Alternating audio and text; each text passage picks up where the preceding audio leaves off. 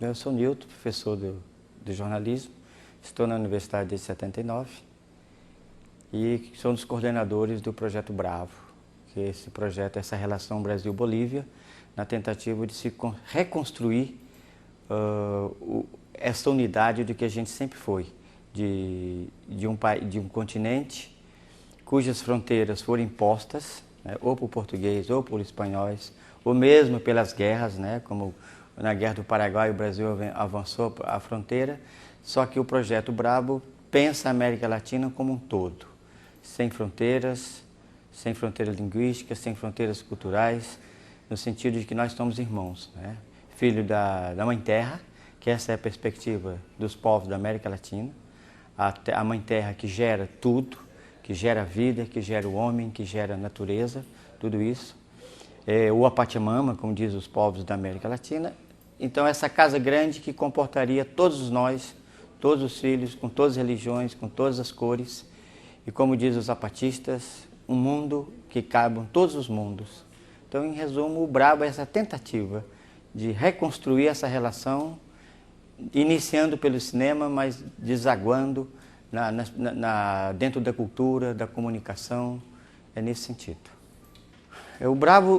A ideia do Bravo nasceu no Festival de Cinema em Cuba. Estava com um grupo de alunos, a gente participando do festival, com 2 produções, e encontramos um professor da Bolívia que tinha uma proximidade muito grande nossa no trabalho com crianças e adolescentes. Aí propusemos um convênio que demorou 8 anos, mas a partir de 2006 nós fizemos o primeiro Bravo na Bolívia, e a partir daí do Bravo nós percebemos que essa relação cerrado e montanha necessitava de um fluxo mais contínuo, de uma rede de comunicação, uma rede de conhecimento, mas para construir isso era fundamental capacitar as pessoas. Isso não seria feito só pela universidade, seria feito inclusive pelas pessoas comuns que produzem conhecimento. Daí nasce a ideia de um curso internacional de cinema para formar cineastas populares, onde estão estudantes, profissionais, negros, não negros, índios. A preocupação central é que cada comunidade, cada universo, cada povo produza,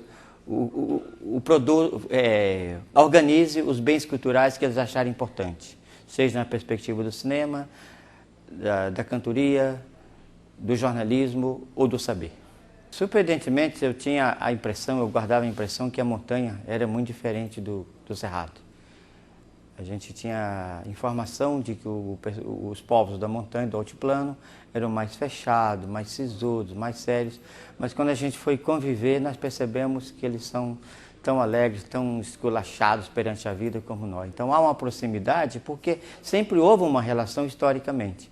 Quer dizer, os povos estão no cerrado há 11, 12 mil anos, e a gente nunca preocupou de pensar essa relação de cerrado e montanha. E todo mundo sabe que para existir a montanha foi preciso que geograficamente a terra mexesse e o cerrado empurrasse a montanha para cima. Então na realidade, cerrado e montanha é uma continuidade, não há uma descontinuidade, nem física, nem histórica, nem humana.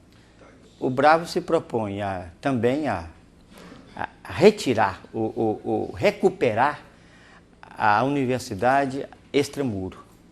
Essa ideia de uma universidade fechada sobre si mesma, esse foi o grande equívoco que o meio acadêmico cometeu. Quer dizer, a ideia não só de levar a universidade extramuro, mas fazer da vida, né, uma própria universidade. Quer dizer, o conhecimento não é gerado só aqui. Então, isso dentro do Bravo está muito claro.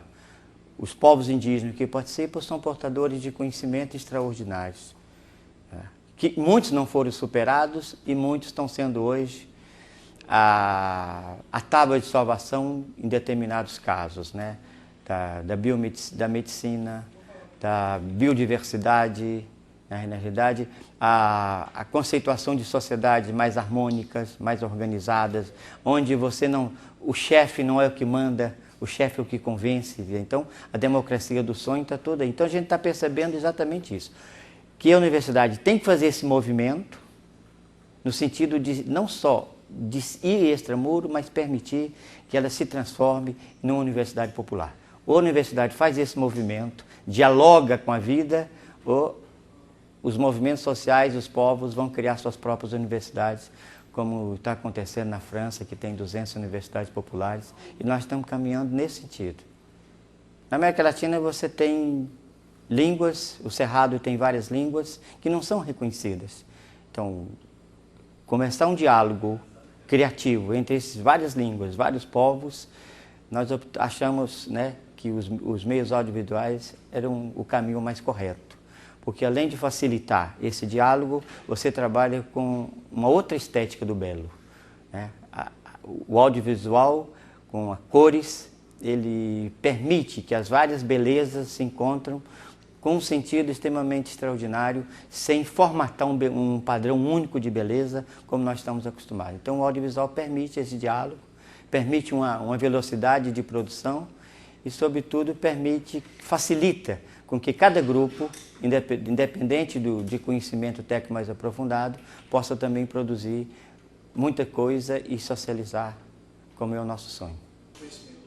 Na realidade, falar de América Latina, falar da relação Brasil-Bolívia, você percorre a trajetória da memória histórica que está registrada ou da memória mais longa, da memória a longo prazo.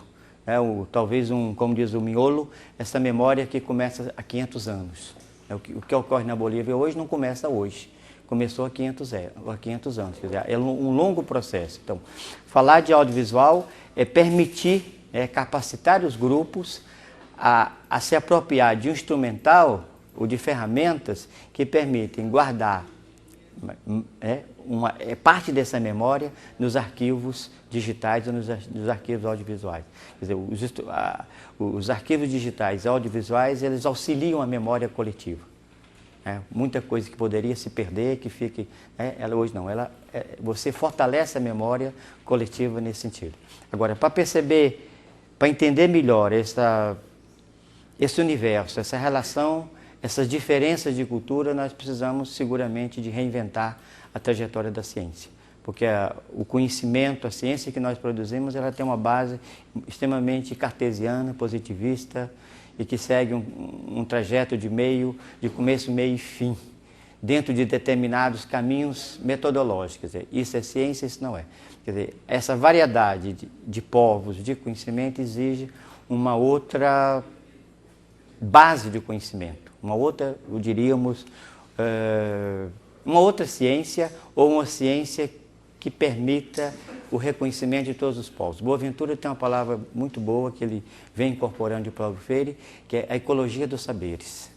Nessa ecologia do saber não existe um saber superior ao outro. São saberes que têm que se dialogar, que têm que se apresentar, correr risco de dialogar com o outro, de incorporar o outro, né? Quer dizer, os povos latino-americanos sempre foram assim, os povos indígenas, os povos originários sempre incorporaram o outro como uma coisa boa, não uma coisa que você tem que devorar o outro. Então, a ciência que a gente defende é uma ecologia que seja ampla, que incorpore todos os conhecimentos, sem uma hierarquia.